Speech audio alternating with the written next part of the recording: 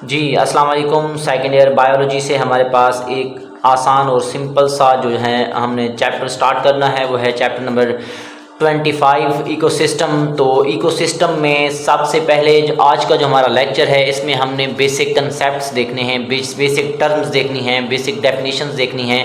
जिन definitions पर या जिन terms पर ये जो चैप्टर है वो बेस करता है। सबसे पहले अगर हम बात करें कि हमारे पास इकोलॉजी क्या है, तो जर्मन के एक ज़ूलॉजिस्ट अर्नेस्ट हैकेल ने 1866 में टर्म इकोलॉजी को पेश किया था। अब जो इकोलॉजी जो है, एक लफ्ज़ इकोलॉजी जो है, ये दो यूनानी अल्फाज पर मुश्तमिल है जो कि ओइकोस और लॉगी हैं। अब ओइकोस का मतलब होता है होम या हाउस, मतलब घर। उसके बाद लॉजी जो है या लॉगी जो है, इसका मतलब होता है टू स्टडी। अब अगर हम इसकी बेसिक डेफिनेशन देखें तो स्टडी ऑफ रिलेशनशिप, ये जो है लिविंग ऑर्गेनिजम्स का आपस में रिलेशनशिप और उनका दूसरे नॉन लिविंग इन्वायरमेंट के साथ या नॉन लिविंग सराउंडिंग के साथ जो रिलेशनशिप है, उसके मुताले को हम नाम देते हैं, उसकी स्टडी को हम नाम देते हैं किस चीज़ का? इकोलॉजी का। इसके बाद अगर हम बात करें कि हमारे पास इन्वायरमेंट क्या होता है, तो complete range of external conditions, वो तमाम की तमाम बैरूनी कंडीशंस जिनके अंदर जानदार जो है वो रहता है। अब जानदार जो रहता है उसके अंदर फैक्टर्स जो हैं, लिविंग फैक्टर्स भी हो सकते हैं और नॉन लिविंग फैक्टर्स भी हो सकते हैं। नॉन लिविंग फैक्टर्स में टेम्परेचर, लाइट, वाटर, फूड वगैरह शामिल हैं। इसी तरह अगर हम लिविंग फैक्टर्स की बात करें, animals, plants, fungi, micro organisms, ये सारे के सारे क्या हैं? लिविंग फैक्टर्स हैं। तो ये सारे के सारे लिविंग और नॉन लिविंग फैक्टर्स जो हैं किसी भी ऑर्गेनिज़म पर असरअंदाज होते हैं और वो ऑर्गेनिज़म्स उस कंडीशन में रहता है, तो वो जो कंडीशन है उसको हम नाम दे देते हैं, they are called as environment. इसके बाद अगर हम बात करें कि हमारे पास जो है पॉपुलेशन किसे कहते हैं। अब group of species, group of organism, जानदारों का ग्रोह जो एक ही स्पीशीज़ से बिलोंग करता हो। लाजमी ज़हन में रखेंगे, एक ही स्पीशीज़ के जानदारों का गिरोह जो एक ही वक्त में एक ही जगह पर मौजूद हों। एक ही वक्त में एक ही जगह पर मौजूद स्पीशीज़ के जानदारों का गिरोह जो है उसको हम नाम दे देते हैं, विच इज़ कॉल्ड पॉपुलेशन। अब जो पॉपुलेशन है, इसके अंदर जो ग्रुप ऑफ ऑर्गेनिजम्स हैं वो आपस में एक दूसरे के साथ compete करते हैं रिसोर्सेज को गेन करने के लिए। इसके अलावा ये mutually benefit with each other, ये एक दूसरे को फ़ायदा भी पहुंचाते हैं। इसकी अगर हम बेस्ट एग्जांपल देखें, वह है number of students in biology class. अब बायोलॉजी क्लास जो है उसके अंदर जितने भी स्टूडेंट्स बैठे हुए हैं वो किस चीज़ की एग्जाम्पल में आते हैं? पॉपुलेशन की। इसके बाद अगर हम बात करें कि हमारे पास कम्युनिटी क्या है, तो सिंपल और आसान सी डेफिनेशन है कि असेंबलेज ऑफ डिफरेंट पॉपुलेशन, मुख्तलिफ पॉपुलेशन जो आपस में मिलती हूँ, आपस में लेन देन करती हूँ, उनको हम नाम दे देते हैं, they are called as community. और वो एक ही इन्वायरमेंट में हूँ, मतलब एक ही इन्वायरमेंट के अंदर मुख्तलिफ पॉपुलेशंस जो आपस में जुड़ी हुई हूँ, आपस में लेन देन करती हूँ, वो किस चीज़ को बनाती हैं? कम्युनिटी को। इसके बाद अगर हम बात करें इकोसिस्टम की, इकोसिस्टम का दूसरा नाम है इकोलॉजिकल सिस्टम। अब ये जो है एक यूनिट है which is made up of all living community of population. जो भी पॉपुलेशन है, मतलब कि एक कम्युनिटी है, कम्युनिटी मतलब कम्युनिटी के अंदर मुख्तलिफ पॉपुलेशंस जो ज़िंदा हैं, जो जानदार हैं, उनके साथ साथ अगर हम नॉन लिविंग सराउंडिंग्स की बात करें, मतलब कि लिविंग और नॉन लिविंग चीज़ें जो हैं, सराउंडिंग्स जो हैं, वो आपस में मिलते हैं एक पार्टिकुलर एरिया पर, एक मखसूस एरिया पर, और वो किस चीज़ को बनाते हैं? इकोसिस्टम को। अब जो इकोसिस्टम है इसके अंदर जो है एक्सचेंज होती है, इसके अंदर जो है इंटैक्ट ताल्लुक़ पाया जाता है मटेरियल के लिए। अब वो जो मटेरियल जो है वो किस चीज़ के दरमियान एक्सचेंज होगा? उन्हीं ऑर्गेनिजम्स के दरमियान। वो जो ऑर्गेनिज़म हैं वो पॉपुलेशन के हैं, और पॉपुलेशन जो है वो किस चीज़ से बिलोंग करती है? कम्युनिटी से। इसके बाद अगर हम बात करें कि एक इकोसिस्टम के अंदर जो नॉन लिविंग सराउंडिंग है वो लिविंग चीज़ों को, जानदारों को प्रोवाइड करता है एनर्जी, लिविंग स्पेस जहाँ पर वो जानदार जो हैं वो ग्रोथ करते हैं। इसके अलावा जो है रॉ मटेरियल प्रोवाइड करता है। इसके साथ साथ अगर हम बात करें कि मेजर यूनिट ऑफ इकोलॉजी, इंतहाई इम्पॉर्टेंट एमसीक्यूज़ है कि इकोलॉजी का जो मेजर यूनिट है वो क्या है, इकोसिस्टम है। इसके बाद अगर हम बात करें हमारे पास है biosphere, the whole of lands worlds land, जो ज़मीन, जो दुनिया है, दुनिया के अंदर लैंड हो गई, air, water which are inhabited by organism, मतलब कि ज़मीन, हवा और पानी जहाँ पे जानदार रहते हैं।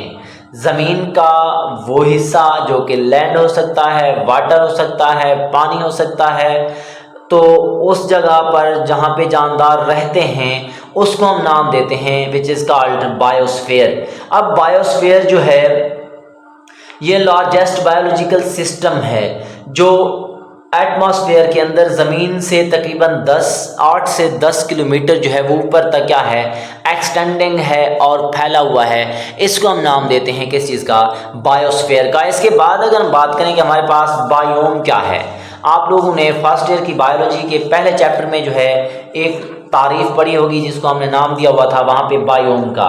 अब बायोम जो है क्या है, बायोम दरअसल लार्ज रीजनल कम्युनिटी है, एक बड़ी, बहुत बड़ी जो है कम्युनिटी है जिसको डिटरमाइन किया हो किस चीज़ ने, आबो हवा ने, क्लाइमेट ने, उस लार्ज रीजनल कम्युनिटी को हम नाम देते हैं विच इज़ कॉल्ड बायोम।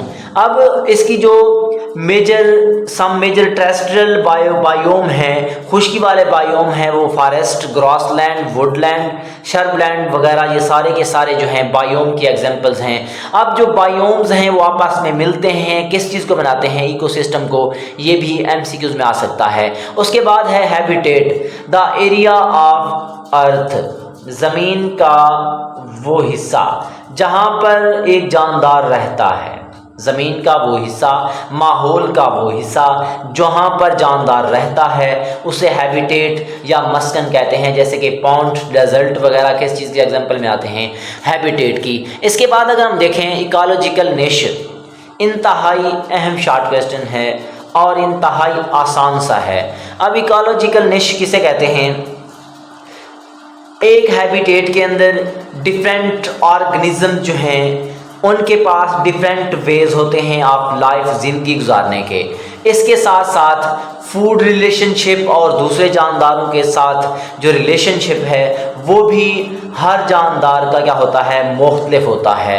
अब इसी चीज़ को सामने रखते हुए चार्ल्स एल्टन ने जो है डिफाइन किया था इकोलॉजिकल निश को कि ये जो है फंक्शनल रोल ऑफ ऑर्गेनिजम्स हैं। एक कम्युनिटी के अंदर जो जानदार का किरदार है, फंक्शनल रोल है, जिसको डिटरमाइन किया जाता है उसकी खुराक वाली रिक्वायरमेंट के लिहाज से और हैबिटेट के लिहाज से, इसको हम नाम दे देते हैं which is called ecological Nishi का। इसके बाद जो है उसने इसको एक मतलब सिंपल वे में बयान किया था कि निश जो है स्पीशीज़ एक्यूपेशन है, एक स्पीशीज़ का क्या है, पेशा है या ऑक्यूपेशन आप कह सकते हैं कि वो स्पीशीज़ वहाँ पे क्या करती है, कैसे करती है और क्यों करती है। अब इस बात को आपने समझना है कि न्यूट्रिशनल रिक्वायरमेंट और हैबिटेट के लिहाज से वहाँ पे रहने के लिए जो स्पीशीज़ जो है वो रोल प्ले करती है उसे हम नाम देते हैं इकोलॉजिकल निश का। इसके बाद अगर हम देखें कि जोसेफ ग्रीनल ने, ये एक अमेरिकन और ऑर्निथोलॉजिस्ट था, इसने 1917 में, ऑर्निथोलॉजिस्ट का मतलब होता है वो साइंसदान या जो क्या करते हैं, बर्ड्स की स्टडी करते हैं। अब इसने सबसे पहले प्रपोज्ड किया था, पेश किया था सबसे पहले इकोलॉजी के अंदर टर्म निशी को। अब इसके बाद अगर हम देखें कि इसने क्या कहा था कि इट इज़ अल्टीमेट डिस्ट्रीब्यूशनल सब यूनिट, ये ज़मीन का वो टुकड़ा है, ये ज़मीन का वो हिस्सा है जहाँ पर जानदार को कैद किया जाता है, जहाँ पे जानदारों को रखा जाता है। कैसे, मैं मिसाल पेश करूँ, हमारे पास होता क्या है कि एक जानदार अगर यहाँ पे रह रहा है तो इसकी क्या होंगी कि स्ट्रक्चरल और फंक्शनल उसके पास जितनी भी खसूसियात हैं वो चाहे साख के लिहाज से हों, वो चाहे हमारे पास क्या हों, फिजियोलॉजिकल हूँ, वहाँ रहने के लिहाज से हूँ, तो वो मिसाल के तौर पर हम आपको एक सिंपल सी मिसाल से समझाते हैं कि एक मछली है, मछली के पास गिल्स होते हैं, गिल्स की मदद से वो सांस लेती है, ऑक्सीजन लेती है। अगर उस मछली को पानी के अंदर ले जाया जाए तो वहाँ पे ज़िंदा रह सकती है, वहाँ पे ऑक्सीजन हासिल कर सकती है। अगर उसको बाहर लेकर जाएं तो वहाँ पे ज़िंदा नहीं रह सकती। क्यों? क्योंकि उसके पास स्ट्रक्चरल और फंक्शनल जो रोल है या उसके पास जो एडाप्टेशन है वो उसी एक माहौल से रिलेट करती हैं, मतलब कि उसी माहौल के हवाले से ही उसके अंदर एडाप्टेशन दी गई हैं। इसी वजह से कहते हैं कि ज़मीन का वो टुकड़ा जहाँ पर जानदार जो हैं कैद हैं उसको हम नाम देते हैं इकोलॉजिकल निश का। इसके बाद इसकी अगर हम एट्रीब्यूट्स को देखें तो इसकी पहली एट्रीब्यूट जो है, पहली खासियत फीडिंग हैबिटेट है। उसके बाद रोल ऑफ पार्टिकुलर स्पीशीज़, एक इकोसिस्टम के अंदर स्पीशीज़ का किरदार क्या है। इसके अलावा अगर हम देखें all aspects of its interaction and behaviour, जो जानदार है उसके इंट्रैक्शन क्या है, उसका बिहेवियर क्या है, इसको भी इसमें देखा जाता है। इकोलॉजिकल निश जो है विद इको हैबिटेट के साथ आल्सो स्पेसिफाइज, ये भी स्पेसिफाइज करता है कि how the organism gets its supply of energy, कि किस तरह जो है जानदार एनर्जी को हासिल करता है और मटेरियल्स को जो है वो किस तरह से हासिल करता है। इसके बाद जो है अगर मैं इसकी एग्जांपल पेश करें तो प्रीडेटर प्रे का रिलेशनशिप देखें। प्रीडेटर जो है वो प्रे को पकड़ता है, उसको मारता है, खा जाता है और खुराक हासिल करता है। इसके बाद छोटी सी डेफिनेशंस हैं आर्ट इकोलॉजी और साइन इकोलॉजी। अगर हमने क्या करना है, एक स्पीशीज़ की स्टडी करें उसके माहौल के लिहाज से, तो उसे हम कहते हैं आर्ट इकोलॉजी। इसके बाद अगर हम मुख्तलिफ जो study of relationship between different species, एक कम्युनिटी के अंदर मुख्तलिफ स्पीशीज़ का और उसके अंदर नॉन लिविंग फैक्टर्स का अगर हम असर देख रहे हैं जिस ब्रांच में, उसको हम नाम देते हैं साइन इकोलॉजी। तो ये हमारे पास आज इंट्रोडक्शन था इकोसिस्टम का, तो आप लोग जो है इजीली इसी तरीके से ही याद कर सकते हैं। ओके बेटा, अल्लाह हाफिज़।